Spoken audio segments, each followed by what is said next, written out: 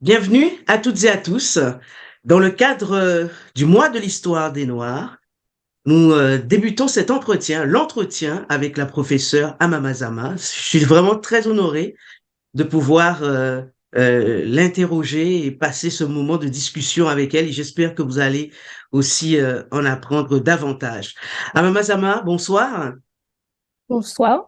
Merci pour cette invitation et merci pour cette opportunité. Donc, on va passer cette demi-heure ensemble pour en savoir plus sur vous et ce que nous allons découvrir de vous en tant que chercheur, en tant que infatigable éducatrice. J'ai envie de dire partout dans le monde, mais particulièrement effectivement sur le continent américain et africain. Et donc, ça nous fait vraiment grandement plaisir de vous avoir avec nous. Donc, pour ceux qui découvrent ou ceux qui redécouvriront la professeure Amamazama, eh bien, elle est professeure agrégée et directrice des programmes d'études supérieures du département d'études afro-américaines de Temple University à Philadelphie. Professeure Amamazama est la directrice de l'enseignement de camitologie à l'ICAD, qui se situe en Côte d'Ivoire, à Abidjan plus précisément. Elle conduit donc une équipe d'enseignants et de chercheurs africains en camitologie. Amamazama, professeur, a obtenu son doctorat avec la plus haute distinction de la Sorbonne Nouvelle à Paris 3, diplômé de la Sorbonne avec la plus haute distinction en linguistique pour son doctorat. La professeure Amamazama a enseigné à l'Université du Texas en Pennsylvanie, Pennsylvania State University, avant d'arriver à Temple University en 1993. Elle s'est imposée comme la principale représentante de l'origine africaine de la langue guadeloupéenne en deux livres, Langue et identité en Guadeloupe, une perspective afrocentrique et une introduction au créole guadeloupéen. La professeure Amamazama est la rédactrice en chef du journal of Black Studies. Ses publications paraissent dans des revues sur trois continents, bien connue en tant que consultante pédagogique pour l'infusion de contenu africain dans les écoles américaines. Amamazama a écrit plusieurs ouvrages pour les enseignants, en plus de ses travaux universitaires sur la philosophie et la théorie afrocentrique. Deux encyclopédies coéditées, l'Encyclopédie of Black Studies et l'Encyclopédie of African Religion, ont été saluées pour leur travail de pionnier par le National Council of Black Studies. Ces travaux universitaires critiquent la domination et les philosophies hégémoniques, révèle les bases culturelles, linguistiques et religieuses de la culture caribéenne, en particulier le vaudou, et examine les méthodes culturelles et critique l'établissement d'une éthique de justice et d'équité. J'espère ne pas avoir fait de faute, ou en tout cas pas avoir fait trop d'oubli, Non, professeur. non, non, non. Je veux juste préciser que depuis le 1er juillet, je suis en fait directrice du département euh, d'Africologie et d'African American Studies à Temple. Donc, c'est Bon, une promotion, si vous voulez. Merci. Félicitations. Alors, je le disais en début de cet entretien, en fait, professeur, ce qui nous intéresse particulièrement comme échange avec vous aujourd'hui, c'est tout votre parcours en tant que chercheur. On n'en parle pas assez. Vous avez fait de grandes choses. On a l'impression effectivement que euh, on avait zappé ce côté sur l'introduction au créole guadeloupéen, par exemple, alors que ça fait très longtemps que vous travaillez sur ces questions-là. Je vous laisse nous parler de ce parcours de chercheur que vous avez brillamment eu et que vous continuez à avoir. Il y a, je pense que ça commence en Guadeloupe, hein, quand je m'intéresse déjà aux questions d'histoire, de culture. Et ça continue quand je pars en France, bien sûr, et ça culmine avec mon doctorat, ma thèse, en fait, les recherches que je fais pour ma thèse en linguistique à la Sorbonne Nouvelle. Euh, et puis bon, ça continue. Je pars aux États-Unis. Donc, en fait, j'ai un coup de foudre, je dois dire, pour la linguistique. J'étais partie pour faire des études de lettres modernes et de philosophie. Et dans le cadre des études de lettres modernes, il fallait prendre des cours de linguistique. Et quand j'ai pris ce premier cours de linguistique, je m'en souviendrai toujours, je me suis dit, c'est vraiment ça. C'est ça que j'aime. C'est là que je dois être. Et donc, j'ai bifurqué et je me suis orientée donc vers la linguistique et j'ai donc un doctorat en linguistique de la Sorbonne Nouvelle. qui me permet, dans ma thèse, ce qui m'intéresse tout particulièrement, c'est le rapport que nous avons en Guadeloupe avec notre langue, et qui est un rapport conflictuel, d'une part, à cause de justement l'hégémonie française, à cause du colonialisme, etc., qui nous a gavés d'idées extrêmement négatives sur nous-mêmes et qui utilise notre langue pour nous inférioriser. Et je me rends compte qu'en fait, le discours sur la langue, c'est le discours sur toute la culture d'un peuple.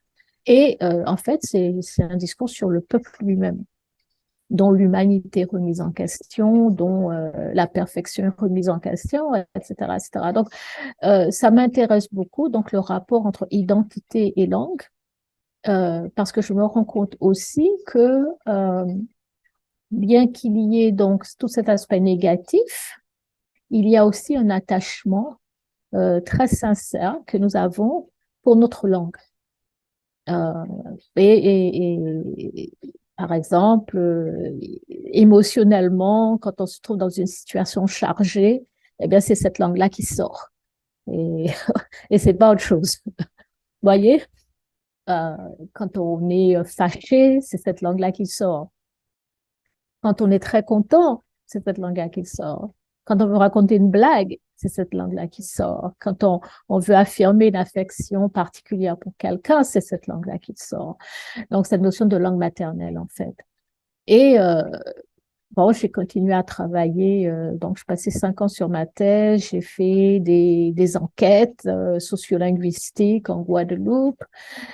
Et après avoir terminé ma thèse, soutenu ma thèse, je suis partie aux États-Unis. Au départ, je suis partie aux États-Unis parce que je voulais vraiment parler anglais couramment, lire l'anglais couramment, parce que je me rendais compte que les chercheurs qui étaient dans ce domaine qu'on appelait la créolistique, en fait, à 95%, ils écrivaient en anglais. Et donc, je suis partie aux États-Unis avec comme objectif de parfaire mon anglais. Et puis, une fois arrivée aux États-Unis, bah, je me suis fait piéger. J'y ai trouvé un travail et j'y suis restée. Parce que de toute façon, je ne voulais pas euh, être restée en France. Je n'aimais pas la France, je n'aime pas la France. Mais je m'étais dit que bon, j'allais rentrer en Guadeloupe sans savoir exactement ce que j'allais faire en Guadeloupe avec un doctorat en linguistique, travailler dans le système éducatif euh, euh, contrôlé par la France coloniale, c'était pas évident. Donc, c'est aussi pour ça que bon, je suis restée aux États-Unis 1 an, 2 ans, 3 ans, puis j'y suis maintenant depuis un bon moment, plus de 30 ans. Depuis plus Et de donc, 30 c'est ans. là que j'ai fait, plus de 30 ans, ouais. Alors, Donc, c'est professeur là que j'ai Amamazama, oui. oui, pardon, Mhm. professeur Amamazama, donc vous avez choisi effectivement ben, les États-Unis. Vous dites que vous vous êtes piégé par cela, et puis vous avez développé évidemment un certain nombre de choses dont on va parler tout à l'heure. Euh, Est-ce que à un moment donné, vous vous êtes dit bon ben, je vais pas rester aux États-Unis, mais j'irai courir l'Afrique et pourquoi pas effectivement enseigner là-bas.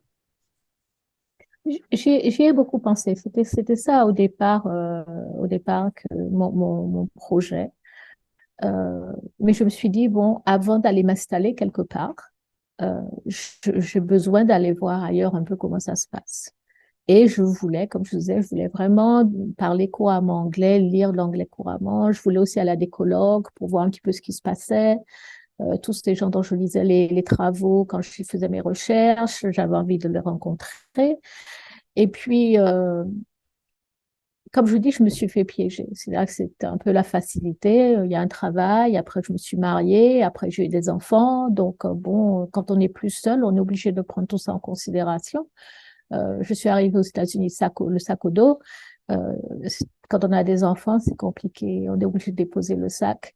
Et puis, se dire, bon, j'ai quand même ces vies-là entre les mains, je suis responsable, il faut que je puisse m'occuper d'eux. Euh, je n'aimais pas l'idée d'élever des enfants aux États-Unis. Je pense que c'est vraiment extrêmement difficile. J'ai fait de mon mieux en n'envoyant pas mes enfants à l'école, déjà, en n'ayant pas de télévision, en essayant de contrôler un peu ce qui se passe à l'intérieur de la maison. Mais oui, j'ai eu envie maintenant, vous parlez à des frères, des sœurs sur le continent et puis ils vous découragent. J'avais un bon ami, il m'a dit, moi, je n'ai pas été professeur de linguistique au Gabon et je n'ai pas été payé depuis 6 mois. Bon, on réfléchit, quoi. Il y a une réalité sur le terrain qui fait que on est obligé, encore une fois, quand on est responsable d'enfants, d'une famille, on est obligé de prendre ça en considération.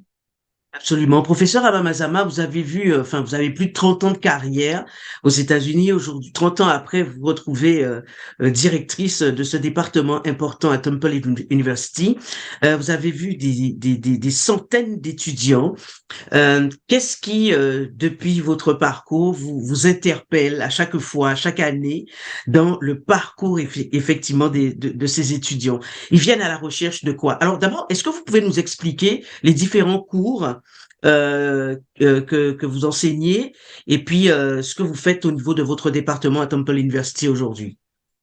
D'accord. Donc, au niveau de mon département, je fais un cours depuis assez longtemps, qui est un cours sur le paradigme afrocentrique.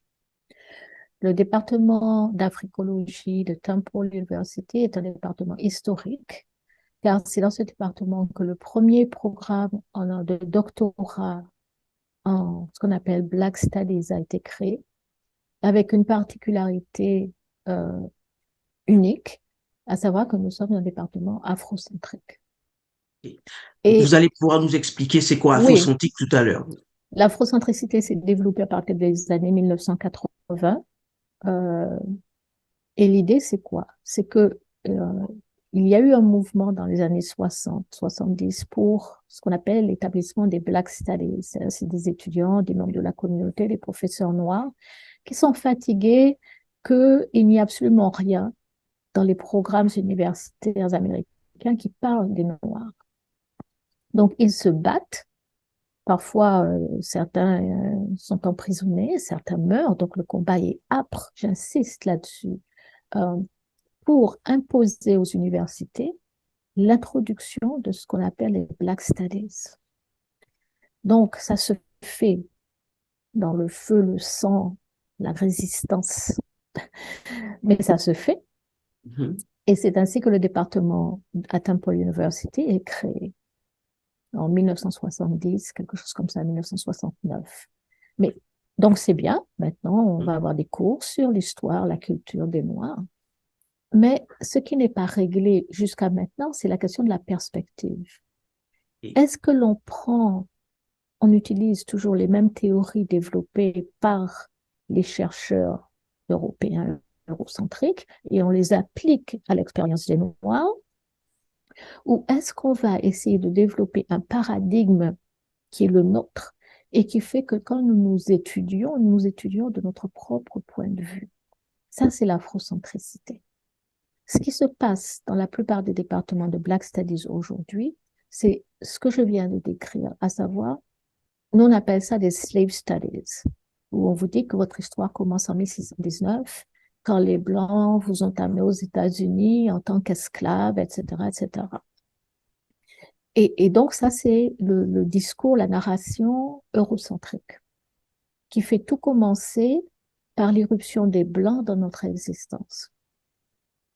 La perspective afrocentrique dit que notre histoire a commencé bien avant 1619, a commencé en Afrique avec le début de l'humanité, le début de la civilisation humaine. Donc, notre histoire est beaucoup plus longue et beaucoup plus riche.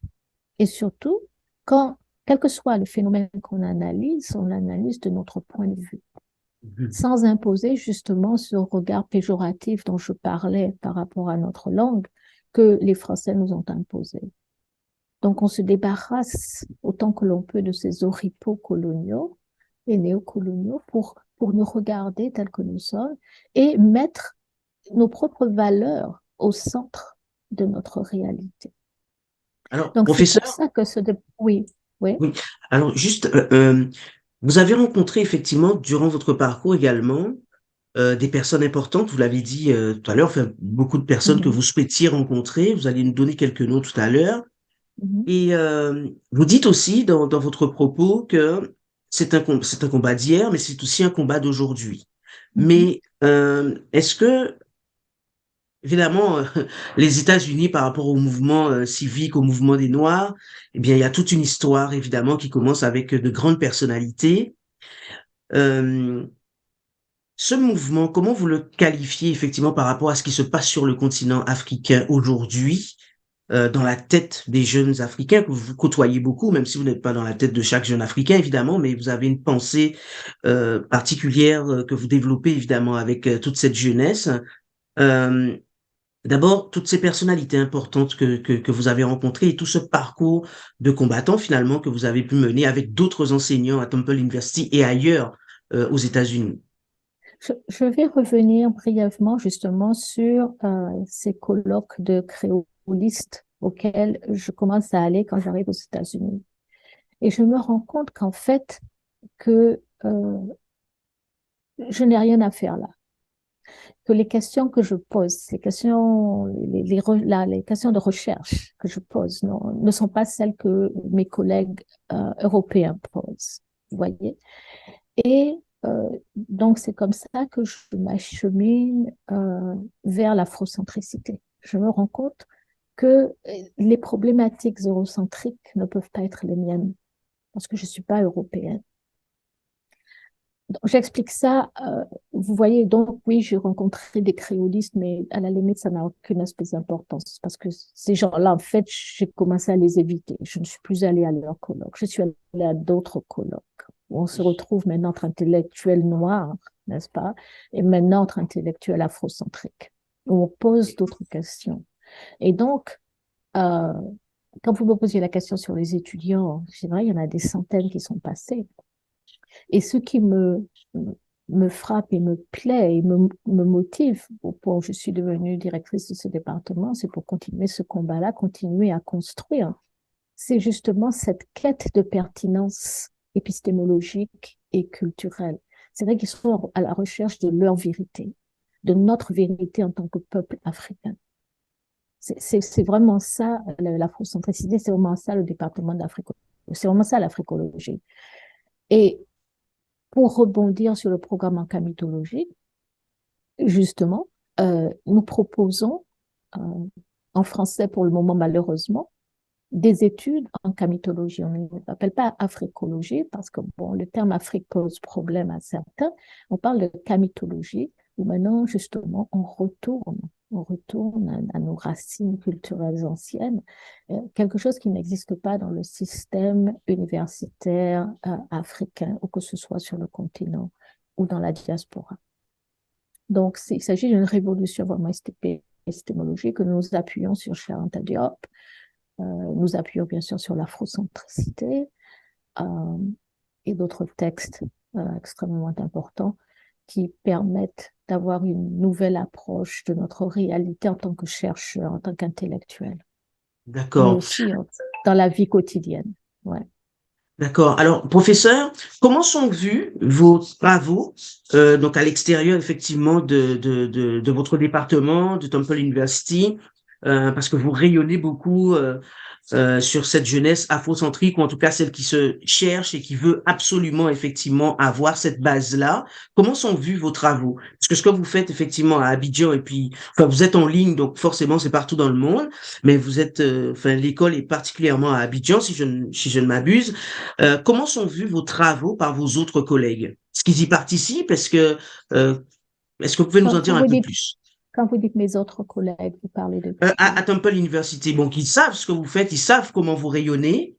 Bon, Oui, oui, bon, écoutez, nous sommes tous censés être sur la même page idéologique. Les gens qui viennent travailler dans le département sont afrocentriques, donc ils voient d'un bon œil ce que je fais, ce que d'autres font. Chacun fait dans la mesure de ses moyens.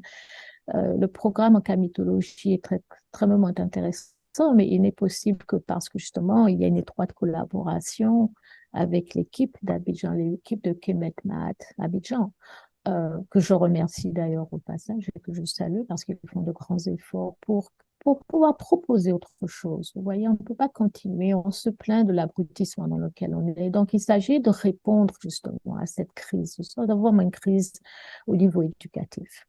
Nous avons des diplômes, mais je dis bien qu'être diplômé, ce n'est pas être éduqué. vous voyez. Donc, nous avons des diplômes, ça, nous en avons en pagaille, mais nous ne sommes pas éduqués ici. Éduquer signifie se connaître soi-même, être en phase avec sa réalité historique, culturelle et biologique. Nous ne sommes pas éduqués. En fait, tout le système éducatif, hein, que nous subissons, ou scolarisé, ou universitaire, scolaire, universitaire, subissons, a comme objectif, entre autres, de nous éloigner de nous-mêmes et Et de nous rendre inutiles à nous-mêmes et voire dangereux à nous-mêmes.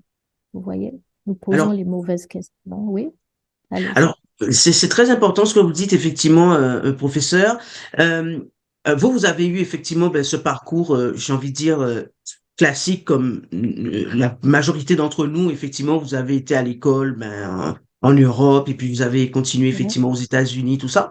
Que dire justement à cette jeunesse qui a envie de venir et de suivre vos cours et qui en même temps suivent un chemin classique, quoi, finalement, ce qui est, entre guillemets, pardonnez-moi de l'exprimer ainsi, mais reconnu actuellement, c'est ça, mhm, donc le système mhm. éducatif tel qu'il est fait, Bien que ce sûr. soit dans le système français ou américain. Est-ce que effectivement c'est quelque chose qui peut aller en parallèle entre les cours qu'on peut suivre effectivement avec vous, avec le centre à Abidjan et le parcours classique? Écoutez, je pense qu'il viendra un moment, bon, c'est vrai qu'il faut assurer l'alimentaire. Euh, Ça, je le comprends bien, je le comprends bien, c'était ma réalité, c'est celle de tout le monde. En gros, c'est un peu comme ça aussi que le système nous piège, hein. Je parlais d'un piège. Euh, Notre formation en camitologie n'a pas pour objet de préparer des individus à chercher un travail. Notre formation, c'est pour préparer des individus qui vont créer leur propre emploi, un emploi qui sera bénéfique à notre communauté. Les, cette légitimité ou cette crédibilité du diplôme européen, à mon avis, n'est utile à 90% des cas que lorsque vous cherchez un travail. Donc, vous allez voir un employeur, vous lui dites, voilà, j'ai ça. Vous montrez le morceau de papier avec votre nom dessus. Mais dans une autre perspective, nous devons créer nous-mêmes notre réalité en créant des institutions, en créant des entreprises qui vont dans notre sens. Vous voyez, euh, je ne pense pas qu'un système parallèle soit une bonne idée. Hmm. Si on veut vraiment aller jusqu'au bout de la démarche que nous proposons, ce n'est pas, en fait, ça peut même devenir insupportable parce que ce que nous proposons comme connaissance, comme approche, est aux antipodes vraiment de ce que ce système classique, entre guillemets, exige. Vous voyez? Euh, donc, ça devient vite insupportable. Très bien. Alors, est-ce que vous pouvez nous parler un petit peu plus en détail des programmes que vous proposez à l'ICAD? Les programmes que nous proposons à l'ECAD, il y a donc un premier diplôme, euh, le CESHO, qui est l'équivalent, si vous voulez, d'une maîtrise qui se fait en 2 ans à raison de 3 cours par semestre, ou bien on peut aller à son propre rythme, on peut aller plus lentement. Euh, et si l'on souhaite, après les 2 ans, on peut continuer en SECHNESO, c'est l'équivalent du doctorat, si vous voulez. Et ça, bon, ça prend 2, 3 ans, le temps qu'il faut pour faire un travail de recherche solide. Euh, voilà. Donc, notre paradigme, c'est l'afrocentricité. Donc, par exemple, le premier semestre, les étudiants vont prendre un cours sur la théorie et la méthodologie afrocentrique, justement pour un cours que je fais, pour justement les ancrer bien dans ce paradigme. Ils prennent aussi un cours de Medu Nature et ils prennent aussi un cours sur l'histoire et l'historiographie éthiopienne. Ça, c'est le premier semestre. Ça, c'est pour leur donner les bases dont ils ont besoin. On Mhm. continue au deuxième semestre où je fais en particulier un cours sur les grands mouvements de la pensée contemporaine africaine. Où on part du panafricanisme et l'on arrive aujourd'hui avec le mouvement Kamit pour la Renaissance africaine. Ce qui est très intéressant parce que nous sommes en plein dedans, nous faisons partie de ce mouvement-là, donc c'est intéressant de prendre un peu de recul et de se regarder. Mais c'est vraiment une source d'inspiration, on se dit, parce que même cette formation que nous proposons fait partie de ce mouvement pour la Renaissance africaine. Nous ne pouvons pas imaginer que nous allons nous remettre debout avec le système éducatif que nous subissons aujourd'hui. C'est impossible. Donc, c'est pour ça que nous proposons autre chose. Et donc, il y a encore un cours Medu Nature, il y a un cours d'histoire de l'Afrique antique. Après, cela continue avec, on est dans le 3e semestre, il y a encore un cours de Medu Nature, un cours sur l'Afrique impériale et un cours sur religion et spiritualité et renaissance africaine. D'accord, très bien. Voilà. Et ça, ce sont des cours qui sont donnés, professeur, en ligne, donc En accessibles ligne, partout. Voilà. absolument, Et donc, on peut suivre à absolument. tout moment et puis à son rythme. Absolument. On peut prendre Voilà. un cours à la fois. Quand on a fini, s'inscrire à un autre cours. Nous avons aussi développé un système de cours à la carte, si vous voulez, qui permet à chacun d'aller à son rythme pour pouvoir satisfaire les exigences du programme. Parce que c'est vrai, certains étudiants nous ont dit, bon, moi je travaille, j'ai une famille, 3 cours, c'est quand même beaucoup, c'est intense parce que le niveau est élevé. C'est d'ailleurs aussi pour ça que nous avons proposé depuis ce semestre un cours de mise à niveau pour les étudiants qui ont peut-être quitté l'école depuis un bon moment, etc., qui se sentent un petit peu rouillés intellectuellement, euh, afin qu'ils puissent justement, pour les aider à acquérir les bases qui leur permettront de réussir et de profiter au maximum des enseignements que nous dispensons.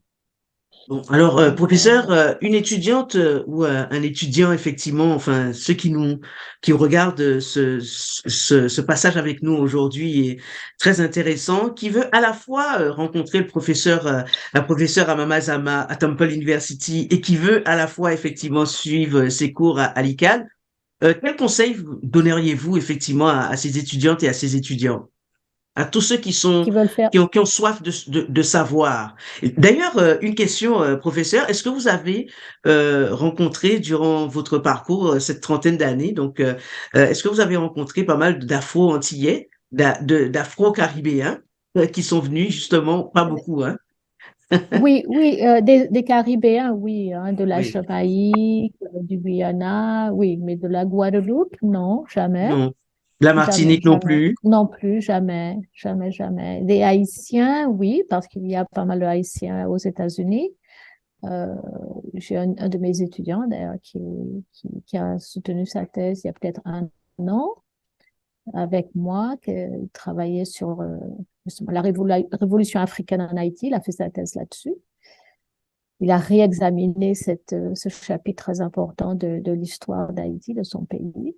Donc oui, il y a des Caribéens, mais pas de la Guadeloupe ou de la Martinique, malheureusement. Et je pense que c'est probablement une question de langue.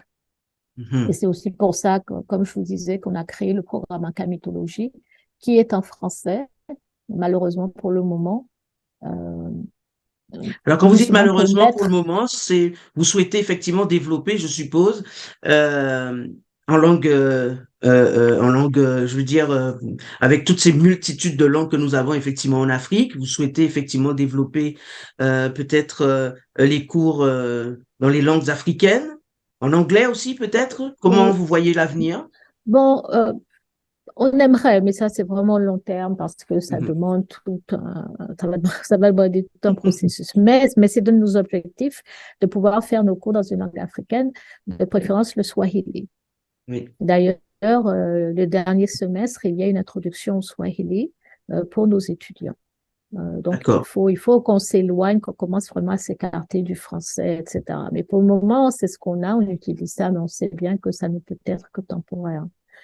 On ne peut pas parler de renaissance africaine, de spiritualité africaine, et on est en plein dans le français, quoi. C'est une contradiction. Comme je dis, bon, pour le moment, on est dedans, mais vous voyez, c'est un pas après l'autre. C'est Voilà, un pas après step by l'autre. step. Ouais. Professeur, mes deux dernières Voilà. questions, hein, je ne sais pas si Linda et Ouais. Christelle ont une question pour vous. Alors d'abord, euh, pour les femmes qui sont dans la science, qui sont dans la recherche, moi personnellement, vous m'inspirez. Je trouve ça vraiment, je trouve votre parcours vraiment très brillant et ça inspire.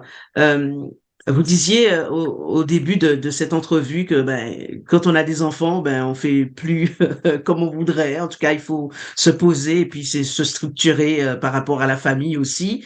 Mhm. Euh, il y a énormément de femmes scientifiques, chercheurs sur le continent africain et partout dans le monde. Il n'y a pas beaucoup d'exposition justement de ces chercheurs et de ces femmes scientifiques. Un mot pour ces femmes-là et je sais pas, est-ce que il y a aussi là peut-être certainement quelque chose à faire pour qu'il y ait une représentativité qui soit ou une représentativité ou une reconnaissance. Mais la reconnaissance sans action ne sert à rien, on en convient. Mais comment effectivement propulser ces femmes chercheurs et scientifiques qui donnent tant, tout comme vous créez des choses, vous ne faites pas, comme on le dit un peu vulgairement, que recracher ce qu'on a appris à travers les profs, mais vous faites vraiment de la recherche, vous apportez des choses nouvelles dans le domaine de la science et dans le domaine de la recherche. Qu'est-ce qu'on peut dire justement à toutes ces femmes qui Ouais, existent déjà et qui veulent devenir aussi chercheurs ouais. et scientifiques de renom? C'est compliqué parce que nous sommes vraiment dans un monde qui est dominé par les hommes.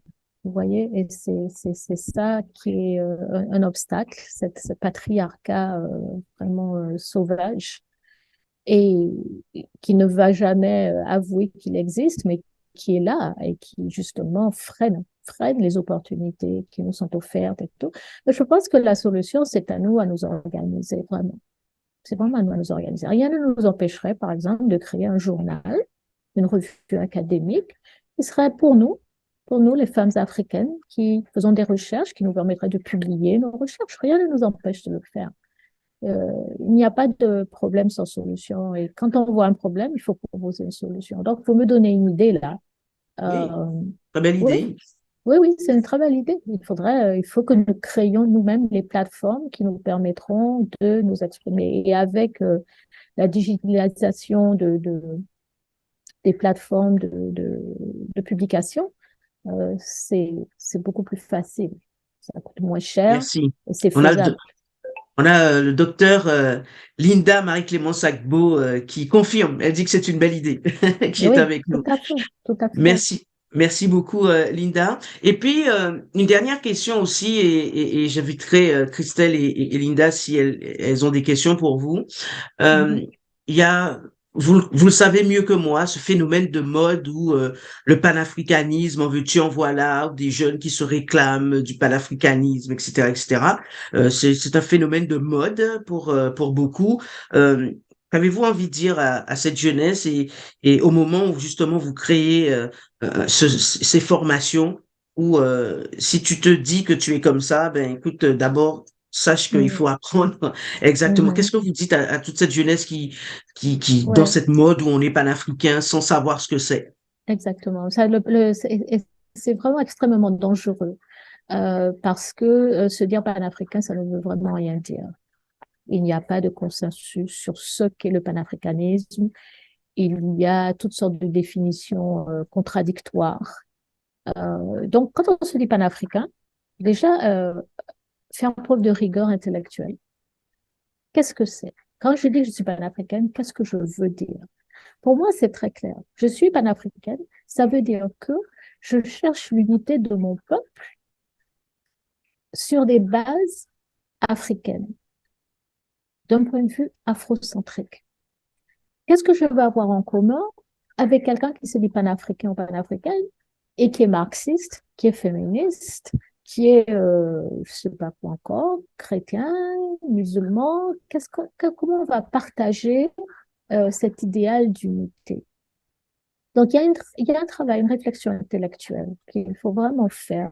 Et puis, ne pas se cacher, c'est devenu une espèce d'étiquette qui nous permet justement de ne pas poser les problèmes en profondeur. Et donc, c'est très, très dangereux, cette histoire de vogue panafricaine. J'ai essayé de poser la question à une conférence à laquelle j'étais au Cameroun et j'ai observé des réactions assez hostiles parce que c'était une invitation à interroger le panafricanisme et aussi à admettre l'échec du panafricanisme. Si le panafricanisme qui existe depuis, disons, 1900 avait comme objectif l'unité de l'Afrique, nous sommes obligés de reconnaître que le panafricanisme a échoué parce que l'Afrique n'a jamais été autant morcelée.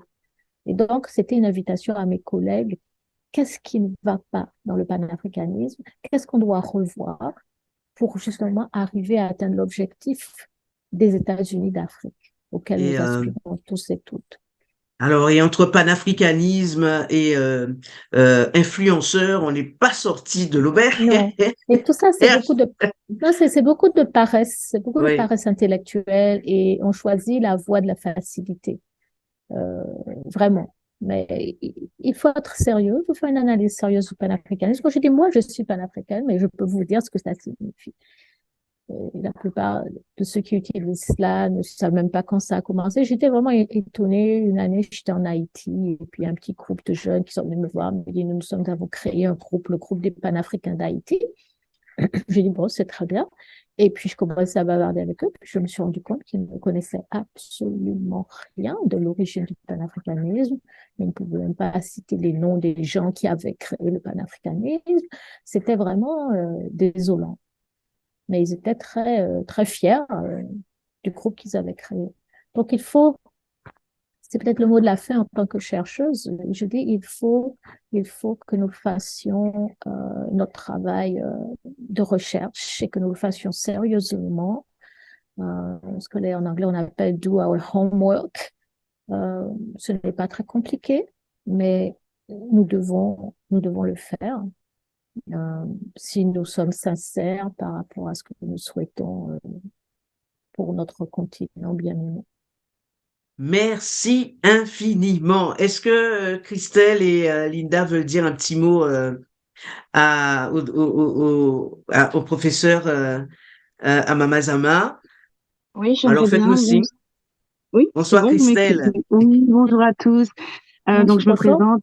Bonjour, professeur Mazama, Christelle Panot, présidente Bonjour. d'Africa Monde au Togo, actuellement résidente au Royaume-Uni. Donc, par votre parcours, il y a un certain nombre de choses qui m'ont interpellée aussi également sur mon chemin de vie, hein, ou si quand on veut partir dans un système francophone pour se retrouver dans un milieu anglophone, voilà, pour un peu élargir sa connaissance de l'histoire de l'Afrique, hein, parce que nous ici, on a également la Black History Month qui se déroule au mois d'octobre, mais qui est fortement inspirée de celle qui se passe aux États-Unis. Donc, c'est aussi un autre ratio par rapport à l'histoire de l'Afrique. Hein. Donc, là, c'est vrai que c'est très tendance en ce moment de parler d'africanisme, de panafricanisme, voilà, quoi, de rendre ses legs de noblesse à l'Afrique. Mais j'ai vu que par rapport à votre formation, c'était avec des éléments très ludiques. Donc, je tenais à vous remercier pour ce programme qui a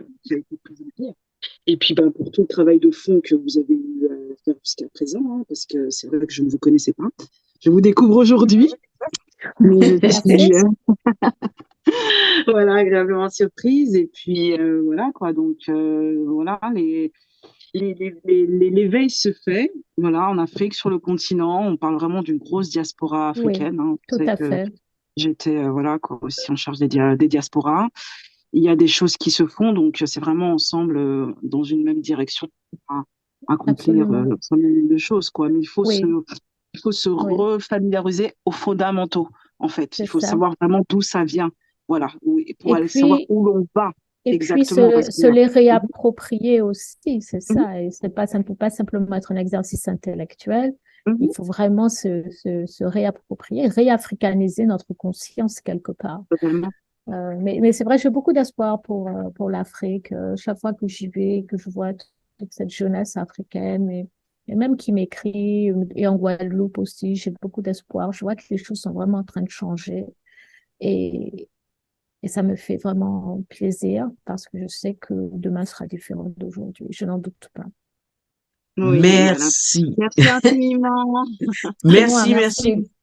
Merci beaucoup, merci Linda, merci Christelle, merci infiniment professeur Amamazama. C'était un bel entretien, un bel échange. Merci beaucoup. Merci de de cette espérance que vous avez toujours et puis du travail essentiel que vous faites.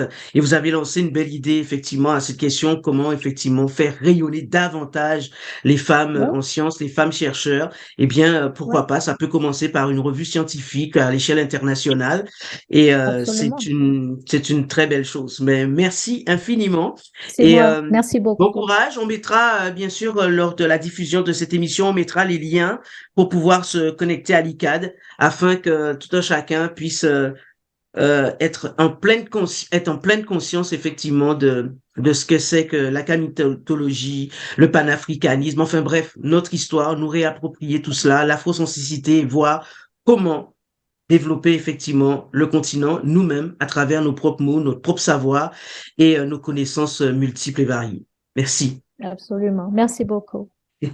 Merci à Peut-être. tous. Et puis, bon, OK. l'histoire de